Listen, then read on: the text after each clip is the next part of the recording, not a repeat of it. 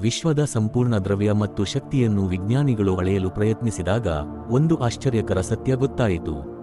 ಈ ಬ್ರಹ್ಮಾಂಡದ ಎಲ್ಲಾ ನಕ್ಷತ್ರಗಳು, ಗ್ರಹಗಳು, ಆಕಾಶಗಂಗೆಗಳು ಇವೆಲ್ಲವೂ ಒಟ್ಟು ವಿಶ್ವದ ಕೇವಲ 5% ಮಾತ್ರ. ಉಳಿದದ್ದು ಎಲ್ಲೂ ಗೋಚರಿಸಲೇ ಇಲ್ಲ.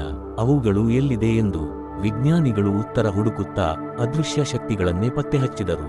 ಇದರಲ್ಲಿ ಮೊದಲನೆಯದು ಡಾರ್ಕ್ ಮ್ಯಾಟರ್. ಇದು ವಿಶ್ವದ ಸುಮಾರು 27% ಭಾಗವಾಗಿದೆ.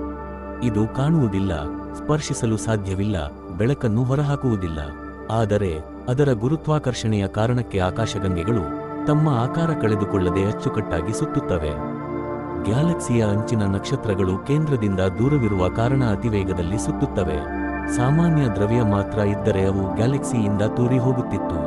ಆದರೆ ಅದೃಶ್ಯ ರಕ್ಷಕ ಡಾರ್ಕ್ ಮ್ಯಾಟರ್ ಅವುಗಳನ್ನು ಹಿಡಿದಿಟ್ಟುಕೊಂಡಿದೆ. ಅದೇ ರೀತಿಯಲ್ಲಿ ಇನ್ನುಳಿದ 68% ಶಕ್ತಿಯೇ ಡಾರ್ಕ್ ಎನರ್ಜಿ. ಇದು ವಿಶ್ವವನ್ನು ಹೆಚ್ಚುತ್ತಿರುವ ವೇಗದಲ್ಲಿ ವಿಸ್ತರಿಸುತ್ತಿದೆ. ಸಾಮಾನ್ಯ ಶಕ್ತಿಗಳು ಸೆಳೆಯುತ್ತವೆ, ಆದರೆ ಈ ಶಕ್ತಿ ತಳ್ಳುತ್ತದೆ. ಆದ್ದರಿಂದ ನಕ್ಷತ್ರಗಳು, ಗ್ಯಾಲಕ್ಸಿಗಳು ಇನ್ನೂ ದೂರವಾಗುತ್ತಿವೆ. ಅದಿಲ್ಲದಿದ್ದರೆ ಬ್ರಹ್ಮಾಂಡವು ನಿಧಾನವಾಗಿ ಕುಸಿದು ಹೋಗುವ ಸಾಧ್ಯತೆ ಇತ್ತು.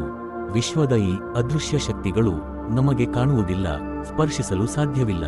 ಆದರೆ ಅವು ಇಲ್ಲದೇ ಇದ್ದರೆ ವಿಶ್ವವೇ ತನ್ನ ಸಮತೋಲನ ಕಳೆದುಕೊಳ್ಳುತ್ತಿತ್ತು. ಈ ರೀತಿಯಾಗಿ ವಿಜ್ಞಾನ ನಮಗೆ ಕಲಿಸುವುದೇನೆಂದರೆ, ವಿಶ್ವದ ಬಹುತೇಕ ಭಾಗವನ್ನು ನಿಯಂತ್ರಿಸುವುದು ನಮ್ಮ ಕಣ್ಣಿಗೆ ಕಾಣದ ಶಕ್ತಿಗಳೇ. ಅವು ವಿಶ್ವದ ಗತಿಯನ್ನೇ ನಿರ್ಧರಿಸುತ್ತದೆ. ಅದೇ ರೀತಿ ಜೀವನದಲ್ಲೂ ಕಾಣದ ಪ್ರೀತಿ, ಆಶೀರ್ವಾದ, ನಮ್ಮ ನಂಬಿಕೆ, ಆಲೋಚನೆಗಳು ನಮ್ಮ ಬದುಕಿನ ಮೇಲೆ ಅತಿ ದೊಡ್ಡ ಪರಿಣಾಮ ಬೀರುತ್ತವೆ.